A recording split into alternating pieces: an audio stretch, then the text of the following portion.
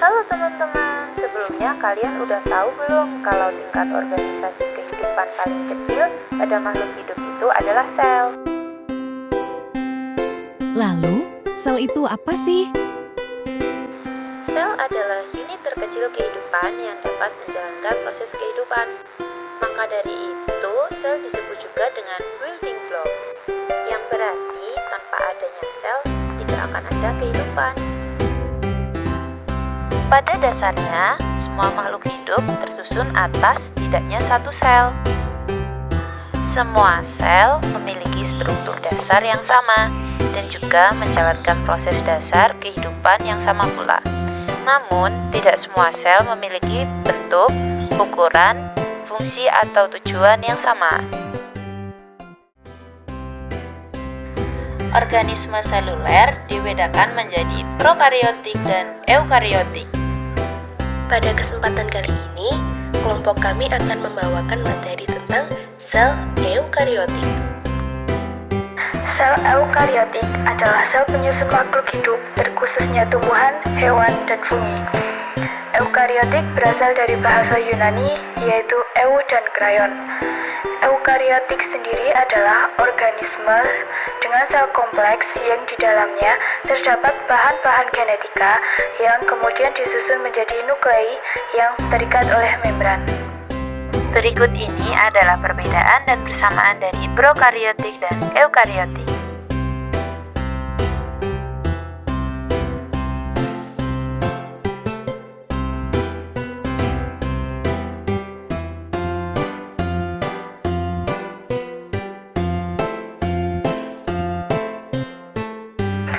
Diameter sel eukariotik berukuran 10 hingga 100 mikrometer, lebih besar 10 kali dari bakteri.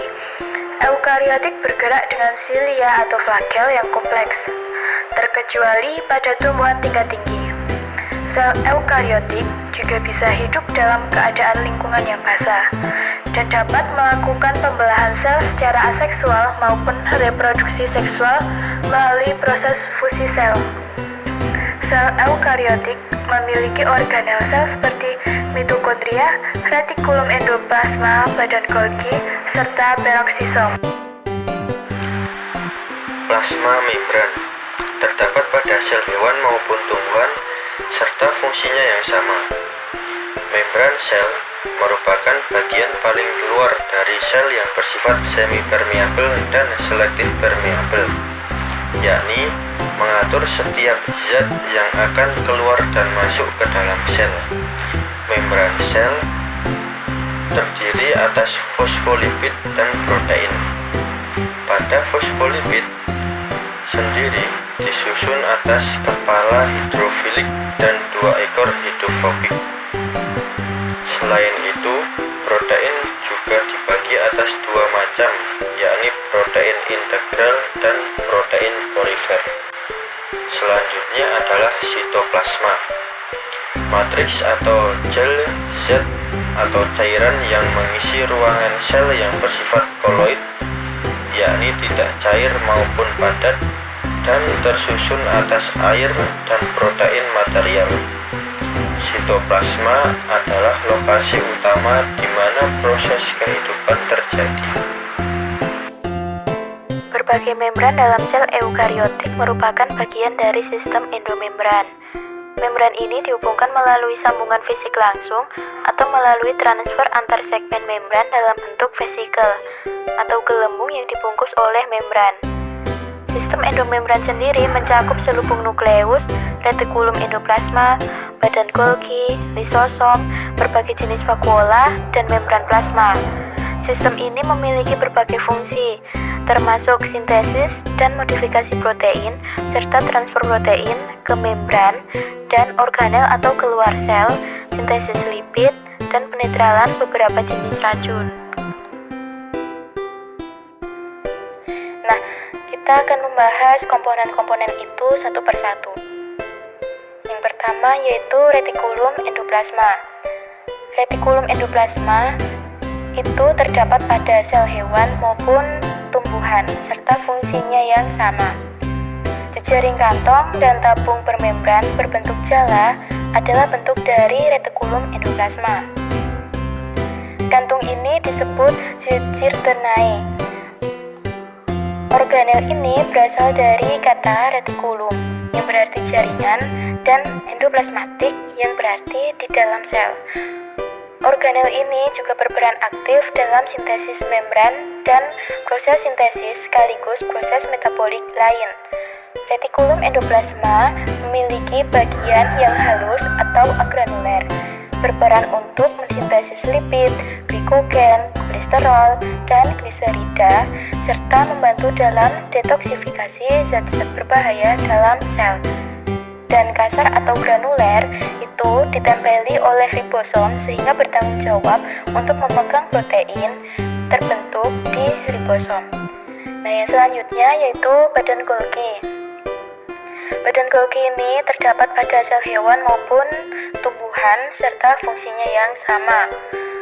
Badan Golgi atau aparatus Golgi adalah organel polimorfik yang membrannya berbentuk kantong pipih, yakni pembuluh, gelembung kecil, dan bentukan seperti mangkok. Organel ini aktif dalam sintesis, modifikasi, pemilahan, dan sekresi produk-produk sel. Setiap sel hewan terdapat 10 hingga 20 badan Golgi. Nah, sedangkan pada sel tumbuhan ini terdapat ratusan badan Golgi. Nah, pada sel tumbuhan badan Golgi sering disebut sebagai diktisom. Lebih spesifikasinya adalah berperan sebagai pembentukan vesikula exteriosus, itu kantong pembungkus zat yang akan dikeluarkan dari sel, pembentukan membran plasma, dinding sel atau pektin, hemiselulosa, dan selulosa yang dibentuk dalam badan Golgi, pembentukan akrosom pada sperma, kuning telur pada sel telur, dan lisosom. Nah, selanjutnya yaitu tempat memodifikasi protein serta menyortir dan memaket molekul-molekul untuk sekresi sel. Ribosom. Jadi teman-teman, ribosom ini terdapat pada sel hewan maupun sel tumbuhan dan fungsinya sama ya. Ribosom adalah kompleks atau titik-titik coklat kecil yang berguna dalam sintesis protein, transkripsi, dan translasi. Teman-teman juga harus tahu, ribosom biasanya mengembang bebas dalam sitosol atau menempel pada RE kasar maupun selaput nukleus. Mitokondria. Mitokondria juga terdapat pada sel hewan maupun sel tumbuhan, dan fungsinya sama ya teman-teman. Fungsinya yaitu sebagai tempat berlangsungnya respirasi sel sekaligus menjadi penghasil sebagian besar ATP. Jadi teman-teman, organel ini adalah organel yang independen yang memiliki DNA, RNA, dan ribosom yang merupakan replikasi dan duplikasi diri. Mitokondria disebut juga sebagai rumah mesin dan menjadi organel paling besar dalam sel. Teman-teman juga harus tahu nih, membran mitokondria tersusun atas dua bagian ruang, yakni satu, ruang intern membran, yaitu ruangan di antara membran luar dan membran dalam. Membran luar berstruktur halus, sedangkan membran dalam berupa lekukan. Oh iya teman-teman, untuk membran luar bisa dilewati semua molekul kecil kecuali protein dan molekul besar. 2. Matriks mitokondria merupakan ruangan yang berada dalam membran dalam mitokondria yang dijadikan tempat metabolisme serta mengandung enzim untuk proses siklus Krebs dan oksidasi lemak. Selain enzim, teman-teman perlu tahu nih, di dalamnya juga terdapat butiran protein yang disintesis sendiri dengan bantuan DNA, ribosom, dan beberapa jenis RNA. Lisosom. Apa itu lisosom? Lisosom adalah organel pencerna berupa kantong sebagai tempat makromolekul dihidrolisis dan tersusun atas enzim yang terpisah menjadi komponen yang dapat digunakan pada tingkat sel. Masalah sampah dan partikel makanan bisa dicerna dalam lisosom dan diekskresikan melalui vakuola. Lisosom biasanya terdapat pada sel hewan. Peroksisom. Peroksisom terdapat pada sel hewan maupun tumbuhan, serta memiliki fungsi yang sama. Organel seperti kantong-kantong yang memiliki membran tunggal adalah peroksisom. Organel ini berisi berbagai enzim, dan yang paling khas adalah enzim katalase yang berfungsi mengkatalis perombakan hidrogen peroksida menjadi air. Organel ini merupakan salah satu organel yang berperan dalam berbagai fungsi metabolik yang terspesialisasi serta perubahan lemak menjadi karbohidrat. Flagella dan silia. Flagella dan silia merupakan organel lokomosi yang biasanya terdapat pada sel hewan yang berfungsi sebagai alat gerak pada sel. Organel ini disusun dari kumpulan mikrotubulus yang menjulur keluar pada membran plasma. Zat silia bergerak dalam pernapasan dan pencernaan pada hewan multiseluler. Silia juga bekerja pada pendengaran dan sel-sel reproduksi untuk bergerak dan sensasi. Pada sel tumbuhan tidak terdapat alat gerak seperti flagella ataupun silia. Selanjutnya, sentrosom. Sentrosom merupakan wilayah dalam sel sebagai tempat mikrotubulus sel bermula. Organel ini mengandung dua sentriol berbentuk bintang yang berfungsi memulai pembelahan sel, yaitu dalam penarikan kromosom ke arah kutub, baik secara mitosis maupun meiosis. Mikrofili adalah penjuluran yang meningkatkan luas permukaan sel. Mikrofili hanya terdapat pada sel hewan. Sitoskeleton. Sitoskeleton ikut berperan dalam pergerakan sel dan memperkuat bentuk sel. Komponen organel ini tersusun atas protein serta mencakup mikrofilamen, filamen intermediat, dan mikrotubulus. Sel-sel hewan yang mengandung sitoskeleton fleksibel terdiri dari filamen aktin, antara filamen tebal dan mikrotubulus berunggal. Sitoskeleton hanya terdapat pada sel hewan. Vakuola. Vakuola merupakan tempat cadangan makanan, menyimpan pigmen, dan menyimpan sisa metabolisme. Vakuola pada sel tumbuhan sangat besar serta bersifat menetap.